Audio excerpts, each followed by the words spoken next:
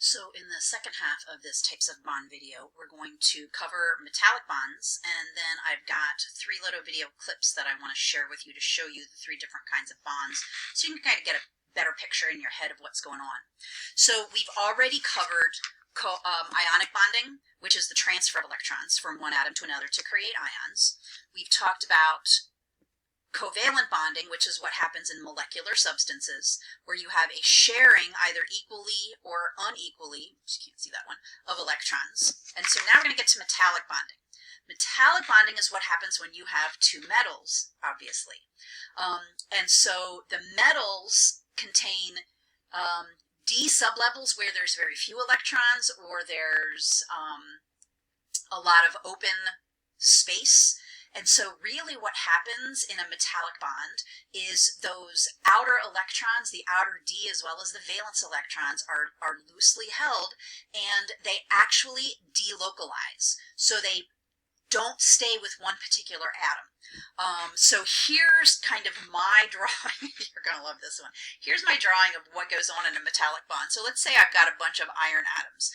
Okay, so I'm going to kind of just focus on the d sublevel, because you can use d electrons as these delocalized electrons. So there's 5 of them. So I'm going to draw the 5 d orbitals, just looking something like a daisy. Okay, oops. And then we've got here, and then you've got here, and then you've got this one. Okay, so notice that I have overlapping orbitals, just like I would need to have in any sort of bond. I want the atoms close enough so that the orbitals can overlap. So now we've got these electrons, these very outer electrons, the d and the s electrons, and it may start off here, but the electrons are loosely held and they're in constant motion. So because all of these d orbitals have equal amounts of energy, there's nothing that says if this is a half-filled or completely empty orbital that the electron can't jump to here. And then if there's orbital overlap, the electron may jump to here. And again, it may jump to here, and then to here, and then to here, and then to here. And you can see how it kind of keeps going and just circulates its way through a bunch of different atoms because of the fact that they are delocalized. And I could keep going, but I don't need to. So you have electrons constantly moving around. We call this a sea of electrons. So the iron is really like a nucleus. It's really like a cation here, because it's lost its electrons to this free flow sea of electrons.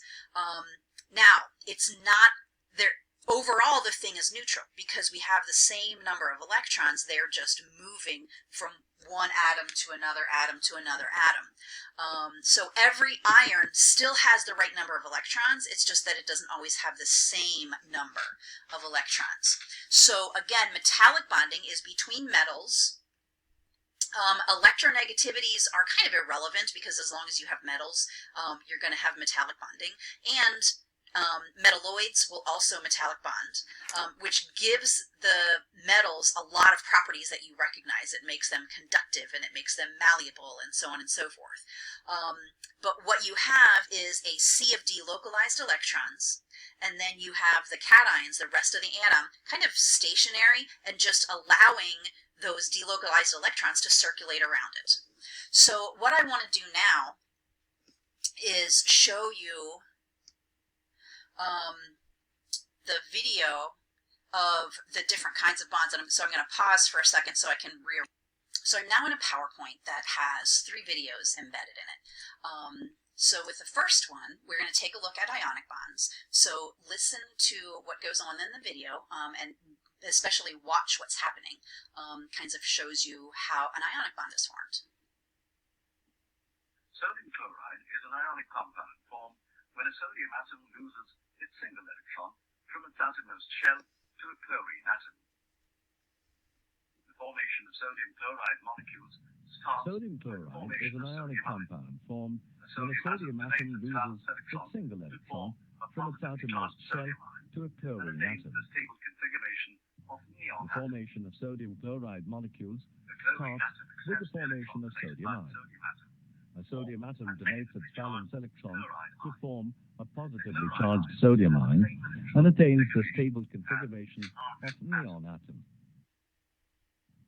The chlorine atom accepts the electron donated by the sodium atom to form a negatively charged chloride ion. The chloride ion has the same electronic configuration as the argon atom. And the chloride ion together is called ionic bond. The positive sodium ion and negative chloride ion are attracted to one another by the electrostatic forces of attraction, and a sodium chloride molecule is formed. This force of attraction that holds the sodium ion and the chloride ion together is called ionic bond. Ionic bonding is also known as electrovalent bonding. Let's take the example of magnesium oxide molecule. Finally, the First, positive magnesium ion atom is loses attracted to the its negative two oxide valence electrons where held to together form a by magnesium ionic ion. bonding. Next, the oxygen atom becomes an oxide ion by accepting Okay, two so electrons there's ionic from bonding. So the you can magnesium see how we atom. have the transfer of electrons, and then it's that opposite charge, that Finally, electrostatic the attraction, positive that magnesium ion is keeps attracted those to the ions negative together. oxide ion. We're going to They're move on held and take a together look now by at what a ionic bonding. covalent bond looks like. So doesn't really matter if it's polar or Formation of nonpolar. bonds can be It's a covalent bond, so you have the sharing of electrons. So here's what's going on with a covalent bond.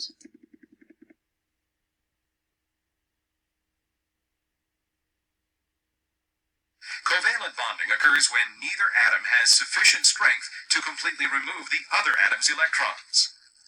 The atoms share electrons, and both atoms achieve a stable outer energy level. A hydrogen atom with one valence electron needs one additional electron to complete the first energy level. An oxygen atom has 6 valence electrons Covalent and bonding needs 2 occurs additional when neither electrons to atom complete has the second sufficient energy level. strength to completely remove As the the other oxygen atom's and hydrogen electrons. atoms collide, The atoms share covalent bonding is electrons, accomplished and by the both sharing of atoms achieve a electrons. stable outer By energy sharing level. an electron pair with the oxygen, A hydrogen the atom hydrogen with one completes valence the noble electron gas needs one configuration of additional helium. electron to complete the By first sharing energy with the level. hydrogen atom, the An oxygen oxygen atom now atom has has 7 6 electrons valence in its electrons energy level. and needs 2 additional So I electrons want to complete the second to energy just point level. out one thing, and then I'm going to let the video As the oxygen finish. and hydrogen Notice atoms collide, the amount of time covalent that bonding the is electrons accomplished stay by the around sharing of oxygen electrons. versus the amount of time By that the sharing an electrons stay electron around pair with hydrogen. the oxygen, Because the oxygen hydrogen is more completes the noble gas electronegative, configuration of it's helium. pulling the electrons towards it more By of the time. sharing with the So hydrogen hydrogen atom, sometimes the gets the oxygen electrons, atom now but more has often 7 than not, the electrons electrons are in its floating energy around level. oxygen. So kind of take note of that as this video finishes up. Still one short of the stable octet condition. A stable octet for oxygen can be completed by sharing an electron with another hydrogen atom. And there's water formation. Okay, so we'll pause this one. And then we'll move on to metallic bonding. So in metallic bonding, remember that we have that C of Still delocalized one short electrons. of the stable so take a octet look condition. at what goes on here. There's no A stable sound on octet this for one, so oxygen I'll can be talk completed through by it. sharing an electron with another hydrogen atom. So obviously they're showing you the atom. Here's a bunch of them, and so look at how the electrons are moving. They're kind of free floating through all of the electron clouds of the atom, and you wind up with a sea of electrons.